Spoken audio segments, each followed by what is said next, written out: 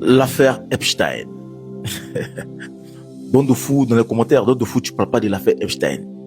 Tu peux jamais parler de l'affaire Epstein. Madame Nina Keita, épouse Camara, DGA de la geste aussi, est citée. Donc tu parles pas de ça. Tu peux pas parler de ça. Je vois en commentaire. Les gars, on va parler de l'affaire Epstein. Madame la directrice générale adjointe, nous allons découvrir quelles sont vos relations avec Epstein. Qu'est-ce que vous avez fait aux Ivoiriens dans cette affaire Epstein? Moi, j'ai pris la peine d'écouter tout le monde. On va écouter donc ce Français-là. C'est le Français que l'AES a embauché pour faire de la propagande et bien évidemment attaquer la Côte d'Ivoire. On va écouter ici ce qu'il nous dit. Écoutons ça d'abord. Keita, nièce du président ivoirien Alassane Ouattara, a entretenu une proximité étroite avec Jeffrey Epstein, âgée désormais de 44 ans, ancienne mannequin, ex-conseillère ministérielle et depuis 2019 numéro 2 de la GEST aussi, gestion des fonds pétroliers ivoiriens.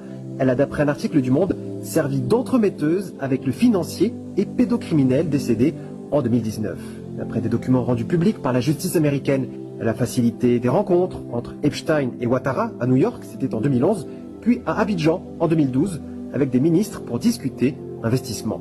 Elle a aussi joué un rôle d'intermédiaire dans des négociations, notamment l'achat en 2014 d'un système de surveillance israélien, je vous en ai déjà parlé. Je vous en ai déjà parlé. Donc on suppose qu'il a fait une première vidéo où il a parlé de cette affaire. Pourquoi Nina Keita, épouse Camara, a servi donc de pont de liaison entre Epstein et le président Alassane Ouattara. On va écouter la première partie dont il dit vous avez déjà parlé. On écoute ça. 2010-2011, la Côte d'Ivoire sort d'une crise électorale sanglante. Alassane Ouattara prend le pouvoir et cherche à tout verrouiller.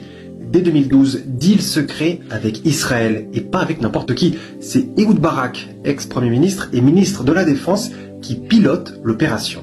Et qui sert d'intermédiaire? Jeffrey Epstein. Oui, le Epstein. Il organise réunions, contacts et même voyages. Le but, vendre un système de surveillance de masse, écoute téléphonique, internet, renseignement total. Testé d'abord sur les Palestiniens, exporté en Afrique malgré l'embargo de l'ONU. 2014, accord officiel entre Israël et la Côte d'Ivoire. Depuis, Ouattara accusé de répression, opposants muselés, libertés bafouées, avec des outils high-tech made in Israël. Epstein n'était donc pas juste un pédocriminel, il était un pont entre le renseignement et les sales affaires. Bon, quand vous avez fini d'écouter ça là, est-ce que toute la Côte d'Ivoire doit pas applaudir, doit pas acclamer, doit pas remercier cette dame-là, Madame Nina Keita, épouse Camara? Monsieur le ministre Maître Camara, permettez que je prenne la photo de votre épouse pour mettre en profil. Parce que c'est qu'elle a fait.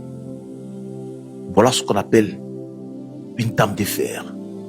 Parce que quand on sait toutes les personnalités impliquées dans cette affaire de Epstein, le président Donald Trump, l'ex-président américain, même l'homme le plus riche du monde, Elon Musk, Jeff Bezos, Sergey Brin, le fondateur de Google, même les rois, les hommes d'affaires les plus puissants de ce monde ont travaillé avec Epstein. Vous voyez le côté, vous voyez notre côté. On voit pas ça. On voit le côté où elle a permis à la Côte d'Ivoire d'avoir le logiciel d'espionnage Pegasus. Parce que là, le blanc, je ne vais pas vous dire, mais il parle de Pegasus. C'est-à-dire aujourd'hui, là, si vous les Ivoiriens, vous vivez à l'aise, vous vivez en sécurité, et que les pays de l'AES, les pays vous envient, c'est grâce à cette dame-là, Nina Keita, qui a mis le président Alassane Ouattara en relation avec Epstein. Pour avoir donc l'application, le logiciel d'espionnage Pegasus. Et puis c'est que, en fait, le problème ici, vous voyez ceux qui font le tapage médiatique, ce sont les opposants. Hein. Pourquoi ils font ce tapage médiatique? Parce que grâce à ce logiciel Pegasus, tout ce qu'ils font, tout est filtré. C'est grâce à ce logiciel qu'on a pu intercepter l'appel téléphonique de M. Sorogo.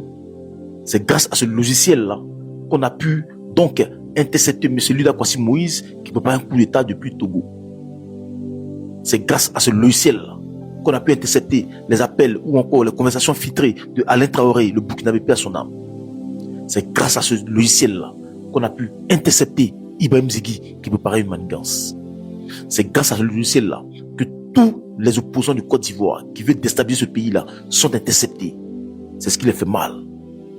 Donc, il s'attaque à la personne qui a mis en relation le président Alassane Ouattara et Epstein. Parce que si ce n'était pas elle, Ouattara n'allait pas voir celui-ci là. C'est elle qui a mis en relation avec Epstein, qui lui est allé négocier avec les Israéliens.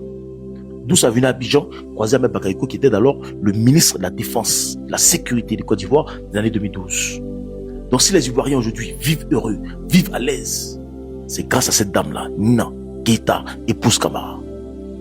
Mais comme ça fait mal aux opposants, et que c'est cette dame-là qui a permis que Alassane Ouattara déstabilise tous les plans machiavéliques, donc vous acharnez sur elle. Mais acharnez-vous sur toutes les personnalités de ce monde-là. Elon Musk, Tony Blair, George Bush, Donald Trump, Sergey Brin, toutes les grandes personnalités de ce monde étaient à côté d'Epstein. Donc si Nina Keïta a pu rentrer dans ce cercle-là, c'est parce qu'elle est une femme influente.